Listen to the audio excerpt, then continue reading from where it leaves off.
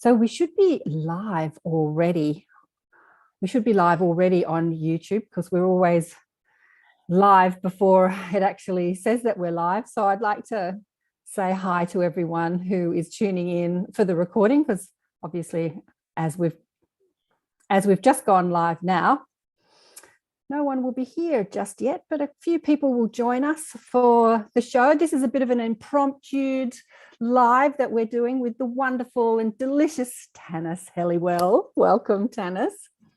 It's lovely to see you again, Karen. Oh, I was so looking forward to it. I always jump to whenever you invite me, I think. Oh gosh, it's always going to sparkle.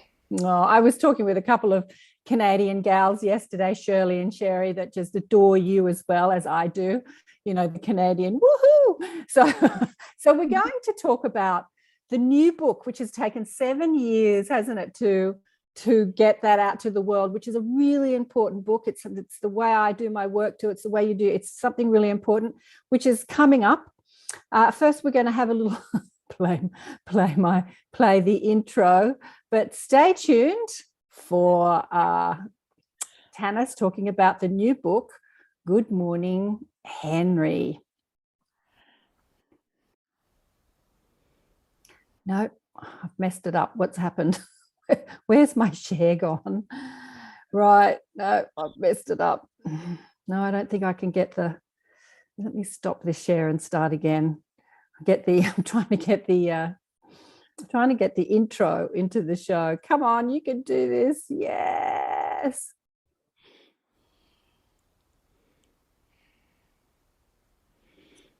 No, I didn't do it. I think I'll have to leave the intro. It's not working. Didn't get that one happening today. You know why? I think because I've got this up and ready. So have you got the book there, Tanis? Well, Yes. Now, this, believe it or not, is just a markup because we only launched it this week.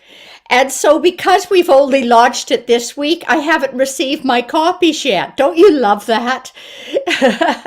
But that is, in fact, what it looks like. Beautiful. Yeah, and the subtitle is An In-Depth Journey with the Body Intelligence. Wonderful.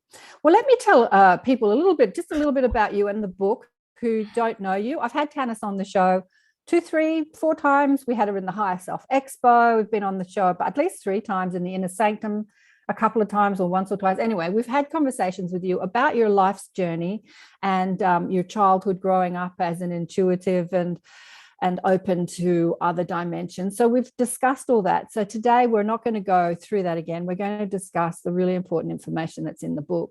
Tanis Helliwell has seen, heard elementals, angels, master teachers, and higher dimensions since she was a child. She is the author of many books and an inspirational speaker, has presented at many conferences across the world and facilitated at the Banff Centre for Leadership for over 20 years, has taught and trained in the corporate world. So you had a very corporate life, teaching people about spiritual principles in a very corporate way, which I love, and has consulted with businesses, university, medical organizations and governments. Okay, so Good Morning, Henry addresses how we can recognize the cause of our difficulties, implementing solutions and experience healing. Fortunately, each of us has a precious helper inside to assist us on our healing path. This consciousness is sometimes called the inner body or the body elemental. Tanis calls it the body intelligence, or Henry, and demonstrates with humor, spiritual wisdom, and mystical ability how to co-create with our own body intelligence in a deep healing and to have deep healing and self-transformation. So let's hear about the beginning, how this started, the beginning of the book. Your guide said, write the book, didn't they? Absolutely. It was Henry that said, write the book. And at that point, I didn't even know who Henry was.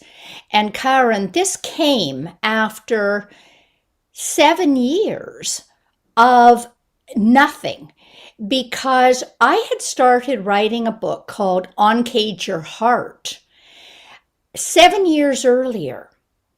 And ended up putting it down because I thought it was too cerebral. It was too dry. It didn't sparkle. It didn't have sort of a zest, a kind of life in it. And so I said, I don't want to even write it, let alone imagine that someone's going to read it. So I put it down and I wrote a couple of other books. I wrote one on hybrids and one on high beings of Hawaii. And then after doing all that, I heard this very clear message, which was, you're going to write a book called, and that was the title, Good Morning, Henry, and tomorrow we start. So because of that, I just cleared the space. And at that time, I didn't even know it would be a retake or a reimagining of my original book on Cage Your Heart.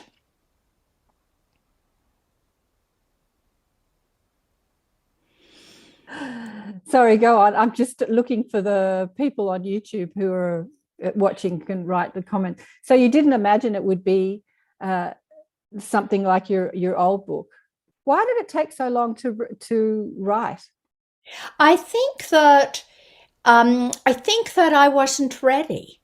I think that I had to go through more of a digestion of what I was going to write about myself so that it wasn't cerebral, that I actually became it. It was living deeper into my own body. And so I think that's one of the reasons.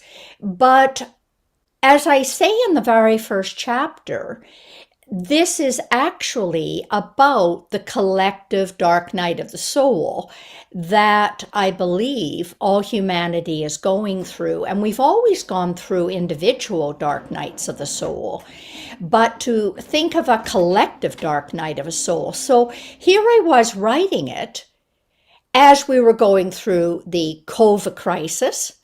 And here it is coming out just when we have our other crisis going on in Russia and the Middle East, which we know is going to affect all of us.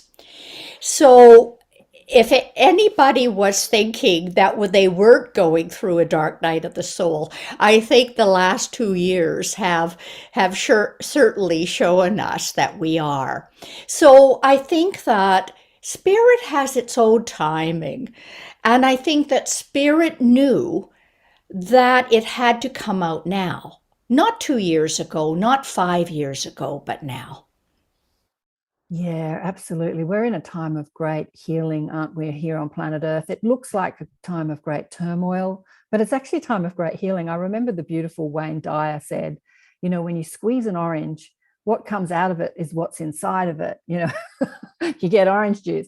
So if you squeeze a person, what comes out of them is what's inside them. So while we're being squeezed by pandemics and watching war, life is squeezing us. It's sort of squeezing all the juice out of us, isn't it? So that we can see what's inside us. We can't run from it anymore, Tanis. We can't medicate ourselves with alcohol and cigarettes and sex and parties. And, we're being squeezed. So we have to actually see the juice that's coming out of us. And Yeah. That is a very positive image. I also think of another image, which is that in with the ancient swords in Japan and China, they used to fire them 7, 8 times and hit them, fire them again and again. And it was the best swords that were fired and struck the most. And I think that this is what has happened to us, that just when we think we're recovering from one crisis, we're living through another. And once again, I don't know how anyone could think that this wasn't part of Spirit's plan. It is part of the plan. I mean, we've had our environmental crisis that we have lived with now for 2 decades at least. Most people haven't even been aware of it until maybe the last 4 or 5 years. But it sort of has just entered our consciousness gradually that we're having an environmental crisis and that we're losing all species on the earth. But the ordinary person thinks, so what? So what? They think, well, how does this affect me? I don't have to deal with it in my lifetime.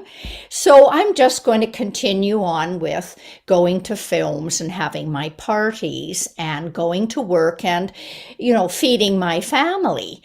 But then when we've had these other two crises that are happening just consecutively like this, added to the environmental instability that we have, that is the sort of, what do you call it if you're a boxer, sort of the 1-2 punch?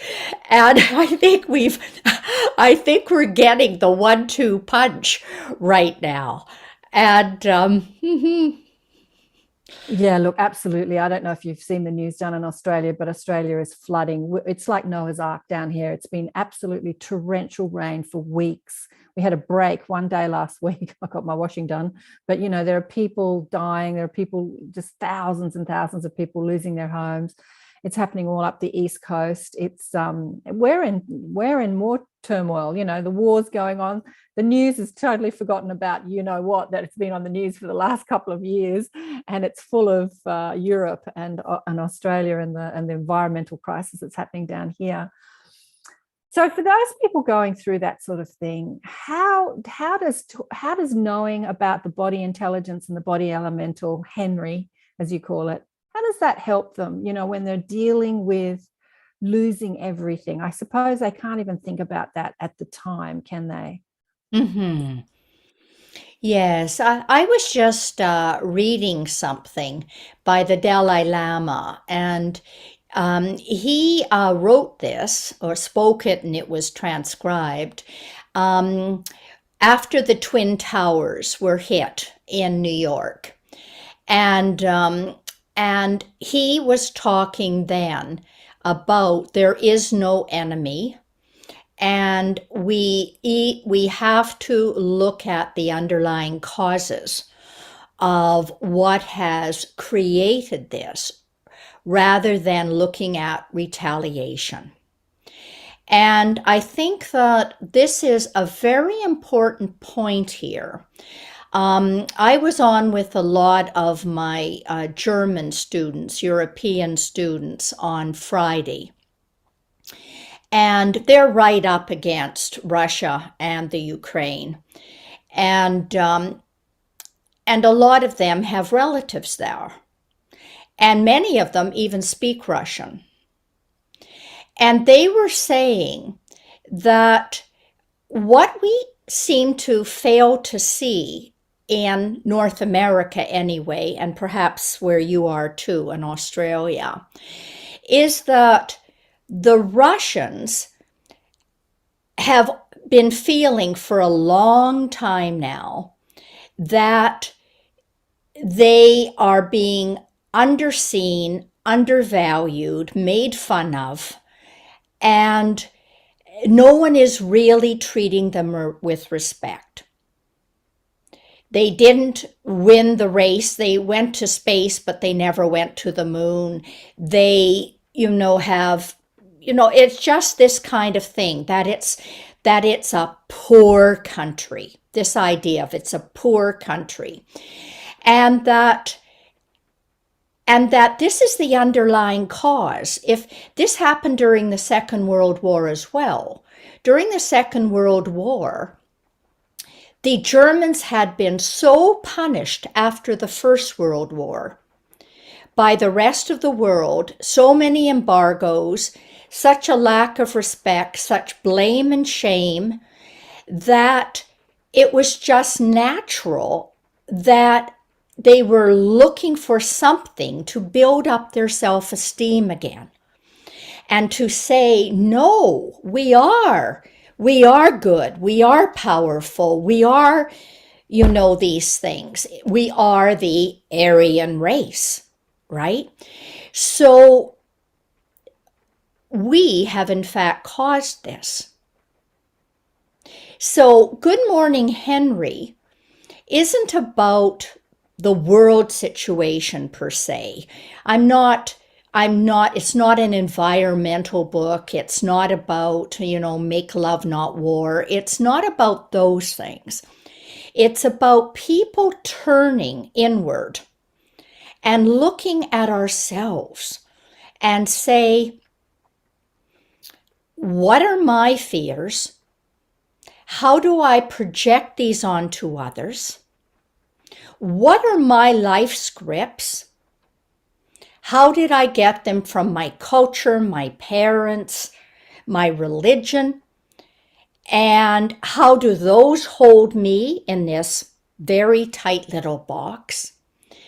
And how can I break out of these self-imposed barriers and boundaries that keep me from separation from others and from spirit, from soul? So that's what it's about. It's about taking responsibility ourselves in our day-to-day life, our day-to-day world, in a very concrete, practical way so that we can move from fear to love. Oh, darling one. Yeah. That's the conversation we have on I like to think it's the conversation we have on every show, no matter what we're talking about. And as I'm thinking about the people going through war and the people going through flooding and the people going through illness, that's the only journey left, really, when you bump up against crisis. First, you have to deal with the external circumstances, which is the trauma. But then it's hard. I suppose it's hard to take responsibility when you feel like the weather has destroyed your home, or a government has, or a virus has. We keep looking outside to the world and blaming it for what we're going through. And from all intents purposes, it looks like that's what's happening. But on a deeper level, why have we created this in our life? What is it teaching us about ourselves? What's the lessons? How can we go inward and find those answers, right? Yeah, and I think that people, myself included, when I say people, I mean I'm not excluding myself. No, not at all. I'm including myself. In fact, my best teacher is I only talk about what I've been through, really, Right. But I think that when we put ourselves in a sphere of influence rather than our sphere of control, we're in trouble. And so, our sphere of concern, what we're concerned about. Because we may be concerned about the environment, or we can be concerned about a war, or we can be concerned about corona and will we get it. But what is our sphere of influence here? Where do we actually have some control? And that is where we have to spend our time, because otherwise we become powerless. We become depressed, we become anxious, and we feel totally out of control. And so I personally don't listen to the news all the time, because if you hear the news, almost all of it is outside of your control. And it takes you away from your feeling of what can I do. So I think that in all of these circumstances, we have to really look at what can we do personally. And that's what Good Morning Henry is about. What can we do to change our own programming? It all starts with that. Because are we not part of the collective humanity? Yes, we are. So whatever affects one affects all of us. There are not individual fears. I mean, there's a list of about 20 fears, and we're going to have those fears. We're not going to have a fear that no one else has ever had. We are part of the collective.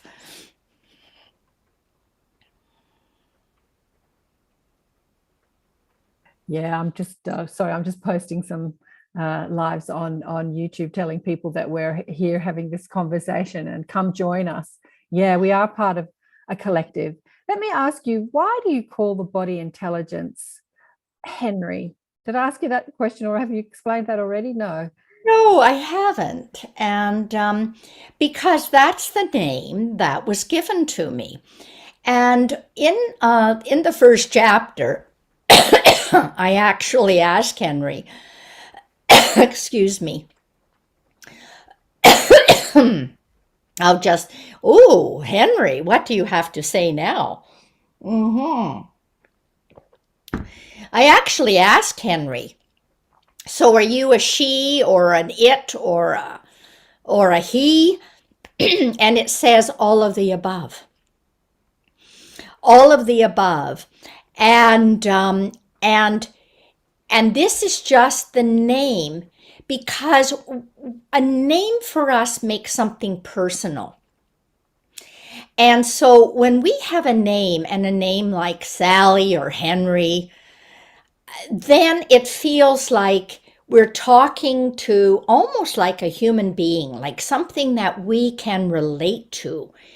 And I think that this was to disarm me in a way so that I would just think, oh, like this is like having a nice little conversation that I could have with anyone. And so it gave me a chance to, oh, tell my own stories, tell things I'd learned, ask hard questions, be a little bit argumentative, all of these things. And then, Karen, as we get into the book and we see how darn smart Henry is, all of a sudden we come to the place where I am thinking, who the heck is Henry? And I actually say, tell me now, who are you? And I go through, are you my ego? No, because that is an illusion. Uh-huh. Are you my soul? No, because at a higher stage of evolution, even the soul merges into consciousness. And I am left with Henry is spirit in form.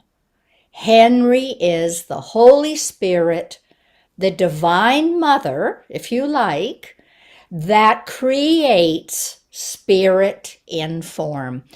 The same spirit that has created the form of the earth and all beings on it. The same spirit that has created the cosmic mother. The same spirit that has created the our universe, the manifested universe. The manifested Yeah. universe is the same as the universe of our planet and is the same as the universe within each of us. In Well, as you're speaking, Tanis, I'm getting beautiful downloads. Like I'm getting a clearer and clearer picture of what you're talking about. As I'm questioning you, I'm thinking, now, how does that work? Now, what does that mean? How can I understand it from what I understand? And I'm feeling like there is consciousness that is in form, some sort of form. Um, that does create bodies and worlds and universes, right? Yes. And then they create the body, for instance. Like imagine if you're a soul, some sort of soul that's designed an animal or a human body, or designed a planet or a universe or a tree or a rock. There are designers, right? And then as it comes to life in the physical matrix or the multidimensional matrix, it's imbued with this divine intelligence, divine essence. And that's what you're talking about. You're calling it the body Yes. elemental. You're calling it the Holy Spirit. What are you calling it? What do you call it? Henry. The Divine Mother, Henry. Divine Mother. It is the same thing. Yes, and Eckhart Tolle said, he said, until you are able to relate to your inner body, you will never become enlightened. Eckhart Tolle said he that. calls it the inner body. Yeah. And it's Rudolf Steiner who tells it as the body elemental. But it is the same thing. However, I did not find this out until we are well into the book.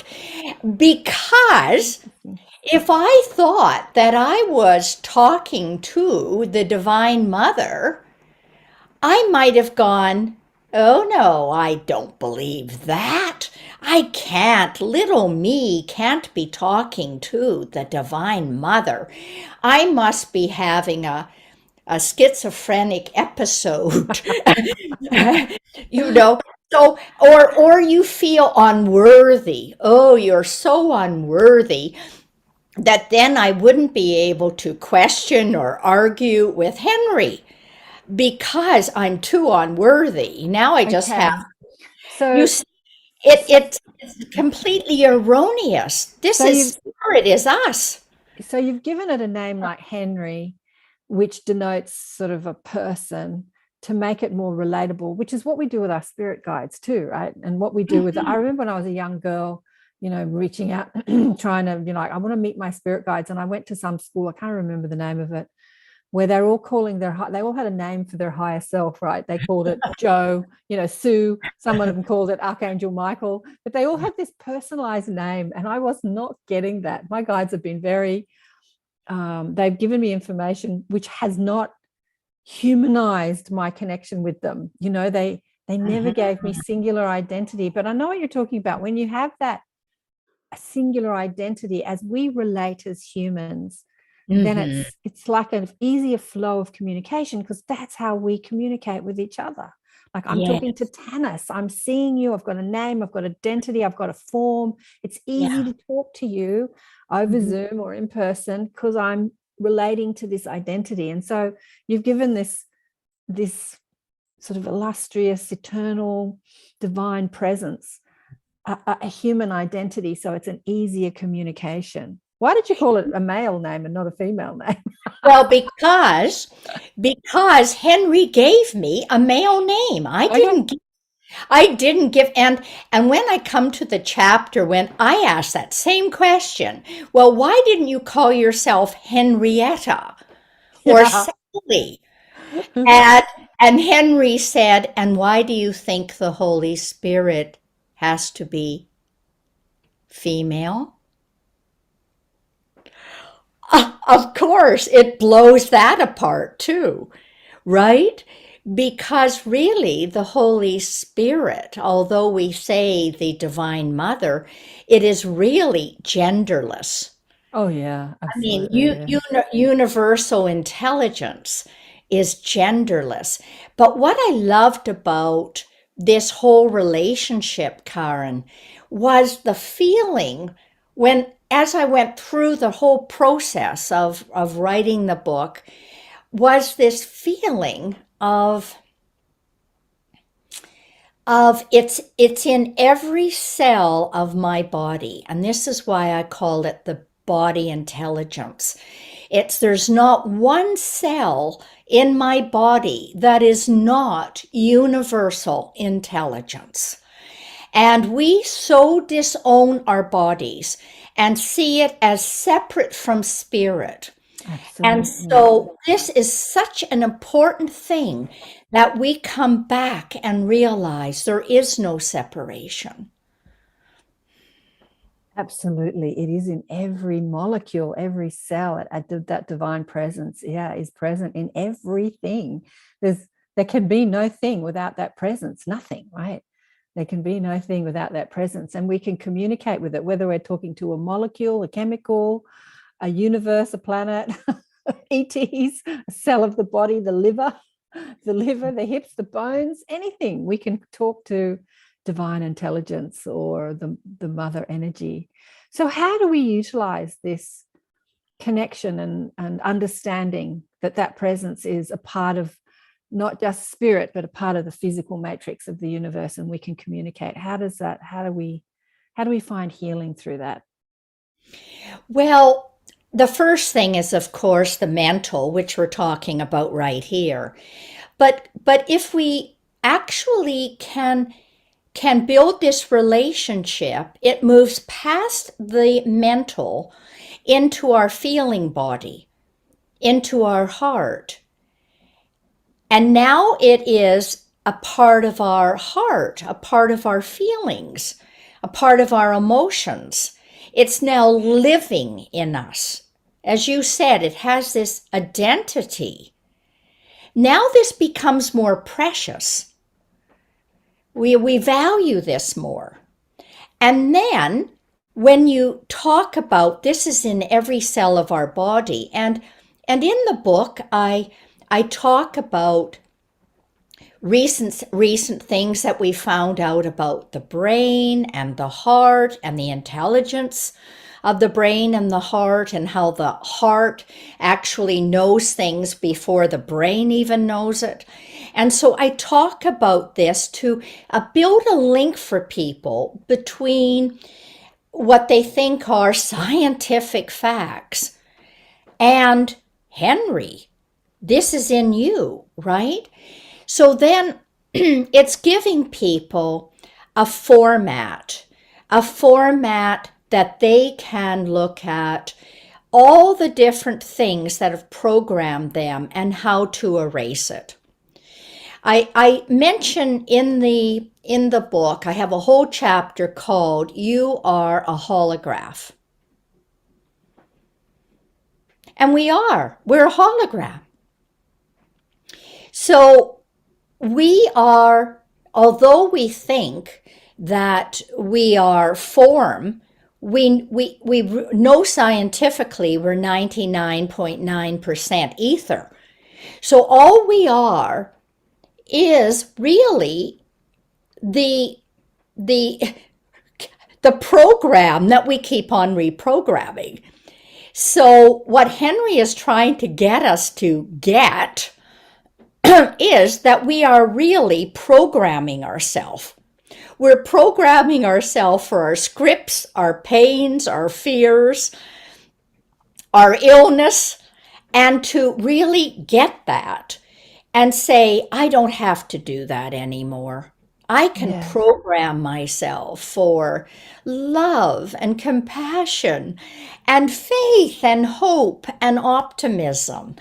And so this is the whole message of the book, is change your program, and this is the way you do it. Yeah. Change the program, change the world. You know, I have a good friend, who's about to transition. He has cancer. He has a big tumor on his throat, which is impinging on his carotid artery. And the doctors say, you can die any minute now. And so he's been living with that prognosis by the doctors. You could die any minute now because the tumor could block off the blood supply to your brain and you're going to drop dead. And so here he is dealing with death. He's been dealing with healing. He went down the allopathic route. That didn't heal him. How can this knowledge? He's not at a place now where he wants to see anybody except for just very close friends and family. How can this knowledge? When I see this, people going through this, I feel like this knowledge is so important for them to understand. I had a conversation with him before Christmas, trying to help him see that what he was going through was actually a healing journey. Like his body's not attacking him. His body is communicating with him. What is it saying? How can we listen? How can we hear it? But when you feel attacked by cancer, and then you're attacked by the chemotherapy, like that's the illness really kicks in when you have the therapy, the allopathic therapy. It's hard to hear that message. What could you say to people like that? Maybe somebody else has got friends, family dealing with cancer. How can this knowledge help them help others? This may sound a bit hard,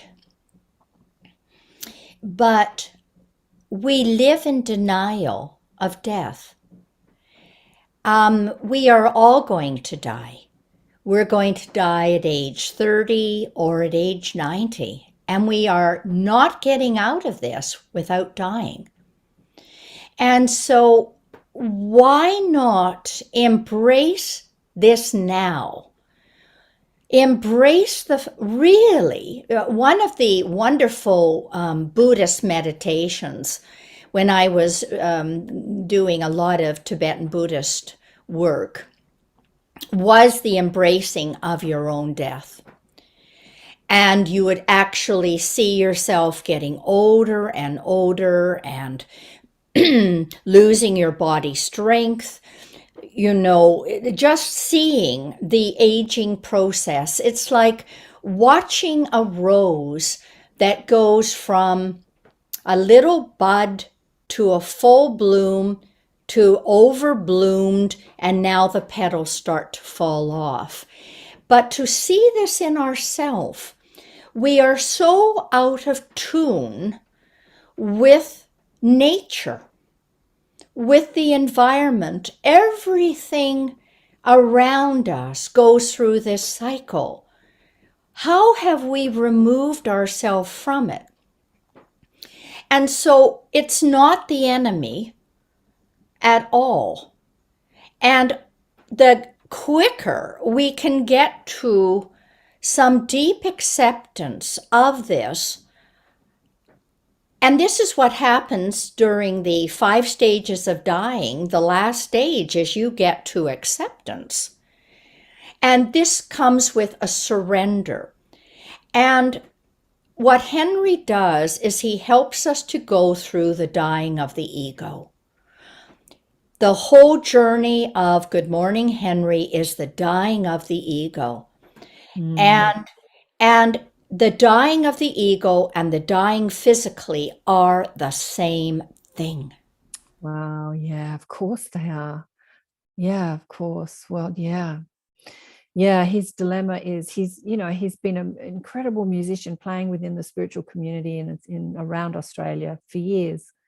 And when he's faced with his own mortality, he actually doesn't believe in life after death. And so he's terrified of annihilation. And so all his spiritual friends talk about their beliefs and what they believe. And he says, I just don't feel that. I just don't believe that. I just don't feel that. And this is his dilemma, his fear at this time as he awaits the great unknown to him. And I guess that what he feels more than anything is his fear around it, and not, it's the fear which is connected to the ego, which is the part of us that separates us from love, right? I guess that he feels that stronger than anything else, and that's his reality. Yes. Yeah, at the moment. I don't know where he is today. This was him a few months ago. Yeah. I just pray that there will be a time where he reaches that acceptance and feels that love, and maybe he can get a glimpse of where he's going before he gets there and doesn't transition in fear. I don't know, I can't control it. Yeah. Well, as you said, the annihilation is the fear of the ego. Yeah. And so as we confront the ego and you confront it and disentangle ourselves from it, and this is what I think the book does, as we disentangle ourselves and cut, string after string, then we are free, because in our soul, we don't have this fear. Yeah. Mm-hmm. And as I'm listening to you, I'm feeling everything he's been going through, this trauma that he's been living, his personal trauma has been an experience to do exactly that. An opportunity. I tried to see it as a healing opportunity, and that was what I was trying to talk to him about. It's that opportunity to return to love and be in a place of loving what is and acceptance, even when it's killing you, like a disease that's killing you. Even when, there's, in everything that happens to us, there's that opportunity to return to this perspective of source, or the divine perspective, or the mother perspective, or Henry's perspective, whatever name you want to give it, which is pure love and acceptance, and even gratitude, because there's so much learning to be had from all that we go through, right, Tanis? Yeah. Yeah. Yeah. And I believe that each of us receives exactly the perfect thing, the perfect amount at the perfect time. Um, how can we doubt spirit? It knows exactly what we need to to help us, to help break down these self-constructed barriers. Mm-hmm. And if we don't do it this life, we just get to take it to the next one. However, I'm kind of a believer in, let's embrace these challenges as opportunities, and do the best we can. And I think we're works in progress, so that we're given this opportunity every day, to do something differently than the way we've done it before. Like, let's not waste any time on regret or guilt or shame or, oh, I wish I got this 10 years ago. What a loss of energy. Let's just say, I'm getting it now. Yeah. Yep, we're getting it now. That's it. I just want to reiterate that. Let's not waste any time worrying about loss of opportunity or regret, or I should know this stuff. I'm getting it now. Yeah, because we can, I know some people who are, older generation, who've been on their spiritual journey for 20, 30, 40, 50 years, and they're just getting aha moments, and they're like, they beat themselves up for not getting it, when they were deep in their meditation or Buddhist practice, or whenever in their 20s. But some people take lifetimes and lifetimes and lifetimes. So let's not judge ourselves for, one lifetime. So it can, and some people never get it. I'm pretty sure that there are some souls that have the earth experience and all the contrast and the trauma that we go through, that never return to love during their physical incarnation. There is this idea of karma, that you have to come back and do it until you get it right. But I think that there is choice. You can say, yep, done the earth experience, didn't get it, too hard, moving on. Some never get it. What do you think? Well, I think a good sense of humor is important. The ability to laugh at ourselves, laugh at the situation, and hope that others can laugh as well, right? That this lightens it. This is really lightens the seriousness of quite a serious topic here. Yeah, Hmm. absolutely. Absolutely. As I was watching some videos of my friends' houses flooding, there was one guy saying, let me show you my new swimming pool. I put it in the living room as he's waist deep in water. I know. What else can you do? As you lose everything, what else can you do but laugh? Yeah. That's right. That's right. Something that helped me a lot with possessions was when I was 21 years old. I put a pack on my back and hitchhiked Mhm. all over Europe and the Iron Curtain countries in those days and North Africa for 1 year. Right. And all I had was what was on my back. Right. Mm-hmm. And if only people would do that, like just get a backpack and put the only things that are important in there and get on with it. I had no bank account. I'm only 21 years old. I've only finished, university. I have nothing except getting my plane ticket. And I had $1,000 for 12 months. Yeah. So, I had a tent. I could go to youth hostels. Like, simplify, simplify, simplify. Oh, there's a great question here. I did exactly the same, Tanis. When I was 18 and 21, put on the backpack and, traversed Europe and different places. Where did I go? Did I go to Egypt? Then no, I went to Morocco, the top of Africa. God, it was fun. I know. And I had all my stuff in storage. I didn't have a lot of stuff in those days. And you don't miss it. You're away for a year. You're not missing your stuff. Like, I'm not pining over the clothes I left at home or the trinkets or, the shoes or stuff. You don't miss your stuff. But yeah, people and adventure. There's a great question here. What would Henry say about using plant medicine to tackle the ego, DMT, especially programs now in place for the terminally ill to use this modality to reckon with impending death? That's from Cindy. Great question, Cindy. What would you say about that? Using plant medicine to tackle the ego. Yes, I'm not an expert in plant medicine, and I think that each person has to figure out for themselves what is the modality that will work for them.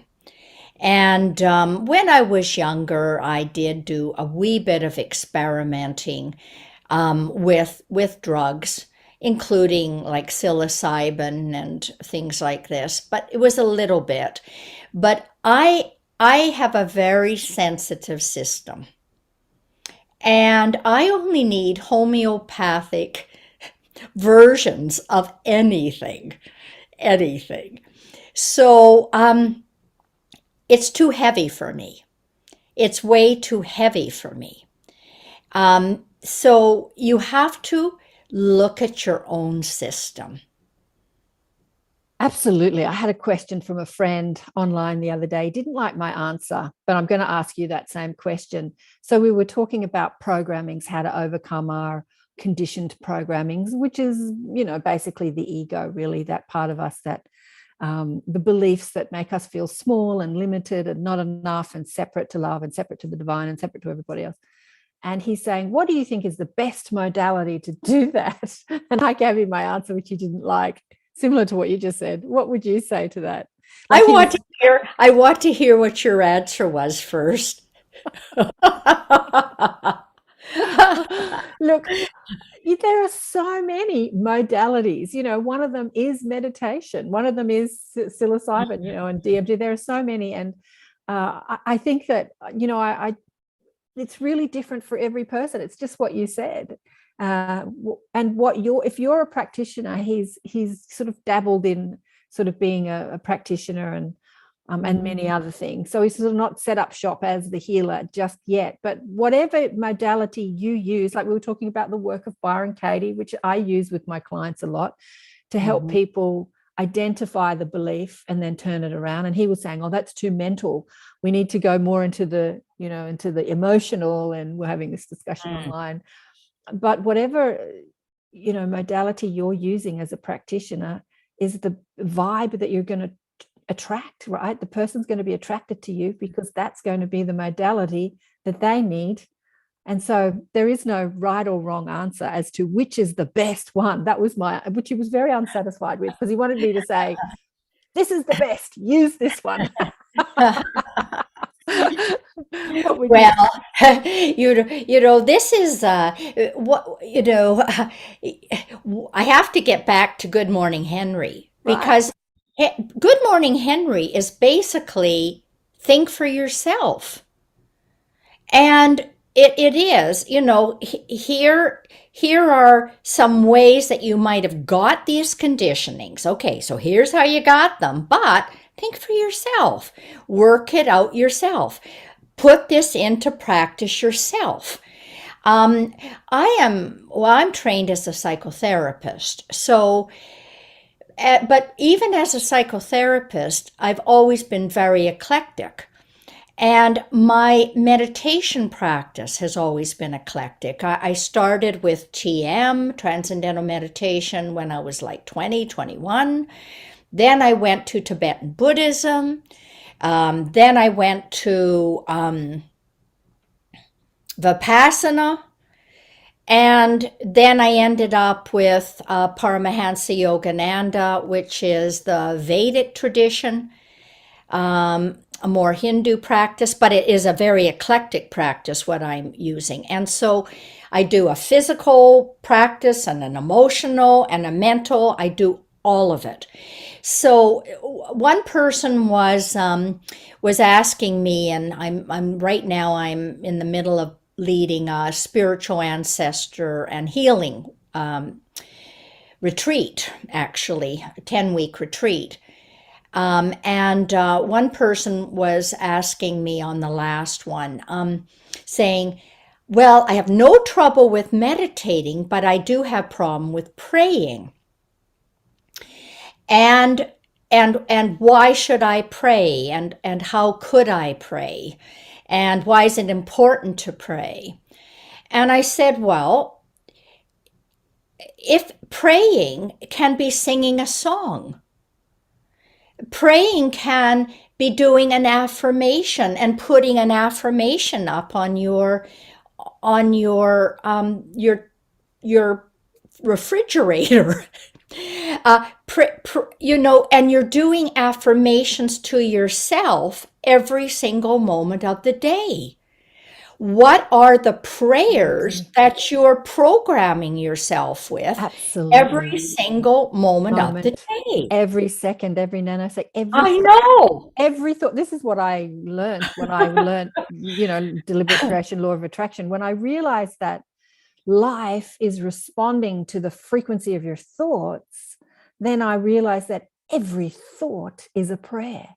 Yes. Every single thought is attractive in nature according to the frequency, and life will respond to you based on that frequency. And so we sort of sit intentionally and ask, please God, please, for what we want. But we're asking with every thought.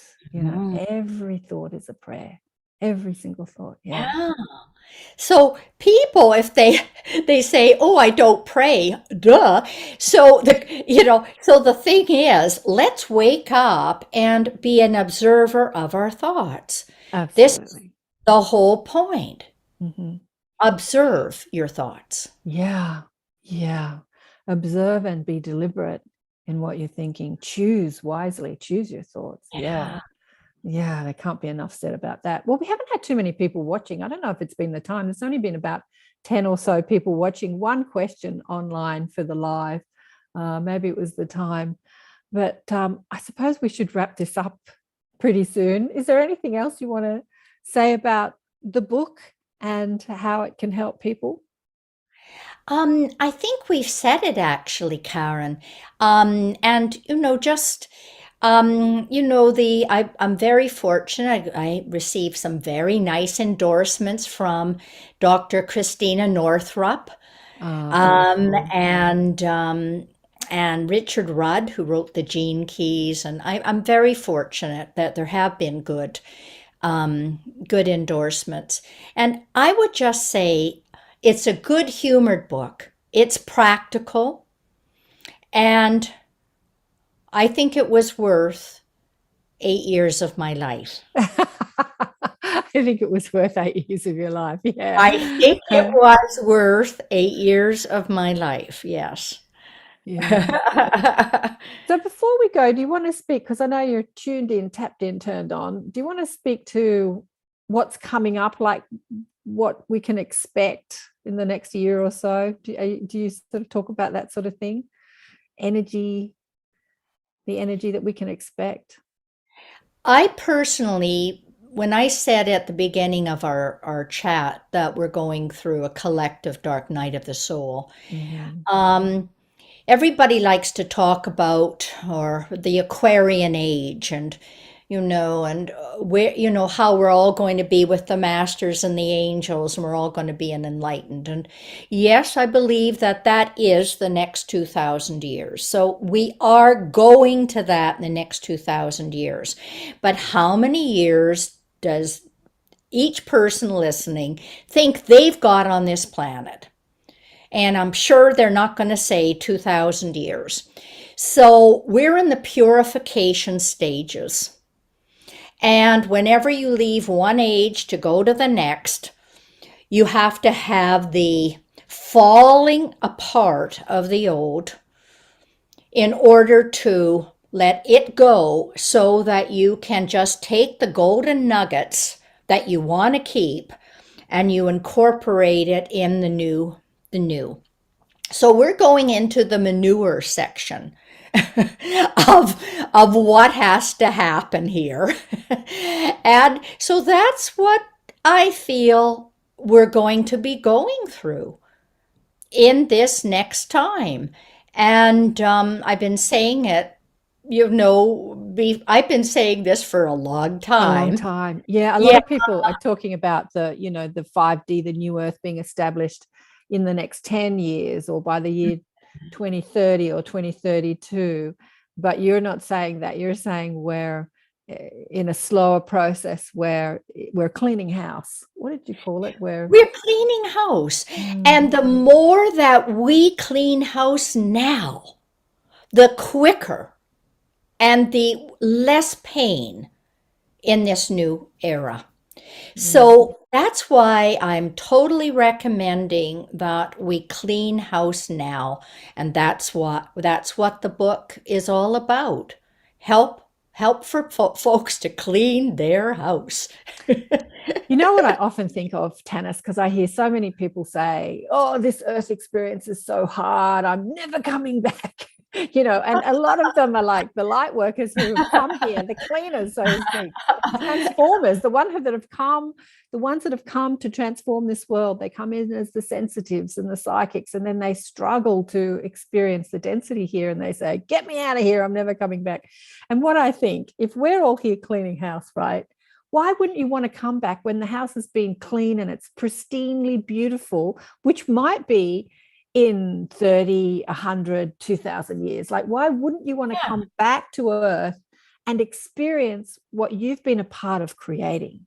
Like, to me, that just feels so exciting. I would never not want to come back if we think of Earth in a linear concept, because I know it's all happening all at once. And I'm pretty sure that I'm already living in a future time, because I get so frustrated with this time. I think, seriously, is this how we're thinking? Because I feel really connected to a future time. Yeah. And we have a beautiful Earth. And our Earth has been beautiful for all these millions of years that many of us have been here. And this is the goodbye to this stage in Earth's evolution. Right. And so you know that the two most beautiful times in a person's life, the two most sacred times, are when they're birthed and when they die. And so we're here with the dying of the old, the physical realm of this, to help birth, to midwife in the next section. And let's be here with grace and love and joy and celebration for our lives on this beautiful planet. Oh, beautiful. I love that. We're here to midwife in the birthing of the new Earth. That's so beautiful. Well, that's a beautiful way to finish this, darling one. It's been always a joy to speak with you again. Just love you. You're doing amazing work. Just love you, love you. For those people who want to hear our conversations before, go back and listen to my lovely, beautiful, wonderful conversations with Tanis on the show, because we've been discussing Good Morning Henry today. There it is. Good morning, Henry. An in-depth journey with the body intelligence. There's the byline. Yeah. Yeah. And folks can, go on my website, Karen. They can go on the www.tanis at tanishelliwell.com, or the site that we do the most on is the myspiritualtransformation.com. And they can go on, they can get the book there and see a few little videos on it and things like that if they like. Yeah, I watched the video on the. I went to your website this morning and watched the video, and then you've got a link to the conversation you had with Lilu too. She's back. She's doing. You had a lovely conversation with Lilu on her show. What did she call it? Yes, yes. I never knew who Lilu was, and that was quite an interesting thing to find out that 56,000 people have seen the interview in French, and Ah, and not almost 9,000 have seen it in English. yeah, And I had no idea who Lilu was because I don't know. I respond to people and who invite me. yeah. Yeah, And Lilu and Alan Steinfeld are pioneers in the podcasting spiritual shows. Like yeah. they were doing it when YouTube started, like right from the get-go. And Lilu took her microphone and traveled the world speaking to spiritual teachers. But she went offline for quite a while. She was doing it for years. I've been doing it for 12 years too, but I do it sitting on my couch. So it's a lot easier for me. She was physically out there, traveling. And I see that she's back online. Yeah. Yeah, and you know what it is, Karen? It's destiny. It's destiny, and we get the destiny that we are supposed to have this lifetime. And I think that this is the important thing. Just to be content with our destiny. It doesn't mean that we don't, do the best we can to, fully show up and, promote our things. Yes, yes, yes. We need to do that. But also we need to be in love with the destiny we've been given. And, I think that, I haven't got the destiny of Deepak Chopra or Greg Braden. I have this other destiny to meet the middle ground. And I've come to embrace that. And I think that everybody you've mentioned, we've got a magnetism. And my destiny is to go deep with people. Smaller groups, but deep. Mm-hmm. That's my destiny. And you were born in Australia. So why Australia? That was your destiny. And you're bringing light to that continent that was inhabited by prisoners. The convict years, darling, the convict years, and you have been thrown into that destiny. How, it's wonderful. And to also the oldest for indigenous people on the earth are on that continent. Absolutely. And so how do you take the newest people, all these convicts, and the oldest people, and there you are with that destiny? Yeah, absolutely. And I often think, I don't have the destiny of Lilu. Like we've got 6 people watching now. And as you said, 56,000 people were listening to her. I don't have, that destiny to speak to the masses or to more people like the Lilus do. But yeah, definitely the people that do tune into these conversations are of a different consciousness. They're the seekers and they're the teachers, and I tend to attract the teachers, which dive, like you, Tanis, which dive more deeply into the conversation and really follow it up and work with it rather than going, wow, that's really interesting. Next show, the seekers are just gathering information, whereas the teachers are really applying the information. And that's what Yeah. we need more of. We need more application of the information, less Oh, seeking, more application. I have shivers when I hear that, and yeah, and it takes us maybe decades before we're aware of, it's the fractals, the recurring patterns in our life of what we do that are successful and what we don't do, or what we try to do and aren't successful, and so that's where we go. And Yeah. I have enjoyed my conversation with you every bit as much as my conversation with Lilu. And I've enjoyed my conversation with her every bit as much as my conversation with you. So, isn't that what it's all about? Yeah, it's all about the enjoyment of the now. Oh, Yeah. beautiful one. Thank you again for coming on. And as I said, Tanis jumped in this week because I had a gorgeous woman that I'm going to talk to in May called Jazz Maheen. Jazz, and she's a spiritual teacher here in Australia that is a breatharian, which means that she doesn't eat. She gets her sustenance from the ethers, from the sun. I actually don't know. We're going to explore her story in May, and but she's flooded, like many of us here in Australia. She's flooded, so she's dealing with repairs and that sort of thing. So jumping on today. So Tanis jumped in to talk about the new book that's just been launched, 8 years in the making. Good morning, Henry. So I want to thank you again for sharing your wisdom with us today, Tanis. Oh, thank you so much, Karen. Bye for now. Bye for now. Oh, the beautiful Tanis Helliwell. I just love her. She's just amazing. Yeah, spiritualtransformation.com is her website. I'll put the link underneath. And yeah, I just wanted to say, just stay online to say thanks again for tuning in. And we've had about 10 people watching. Only one question from Cindy. Thanks for your question, Cindy. Not too many people watching on the lives. But if you are enjoying the shows that we're presenting you each week, I'm doing 2 lives this week. This week in the Inner Sanctum, I've got a group call with Viviane Gervais, who is, I think she's in Canada too, is she? French-Canadian, who's a Arcturian hybrid holographic healer. I've had her on the show too, so go back and check out the show I did with Viviane.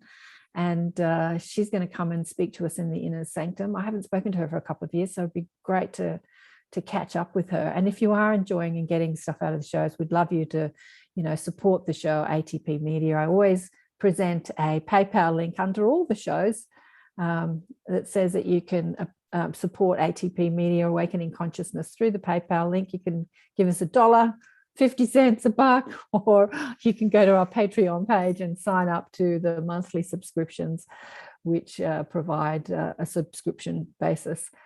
So it'd be lovely for you to support the shows. It's always wonderful presenting you with this work.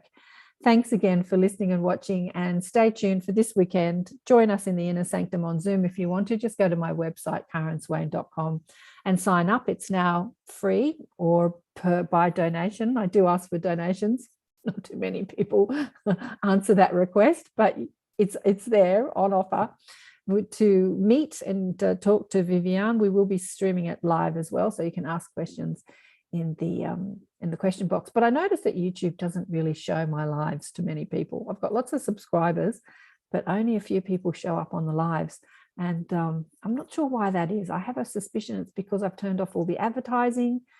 So if I'm not advertising with them, they're not really showing my shows much. I know that other people that have the ads that cut in the middle of a conversation, a video ad will cut in, that they get a lot more views because, that's the way it works. So I might even turn on the advertising to try and get some more people engaged in these conversations, because I just think that's just so important. But thanks for everyone who's been watching, whoever you are watching, and who will watch the recording. And remember, if you haven't already, check out the book Awakened by Death, and I'll catch you next.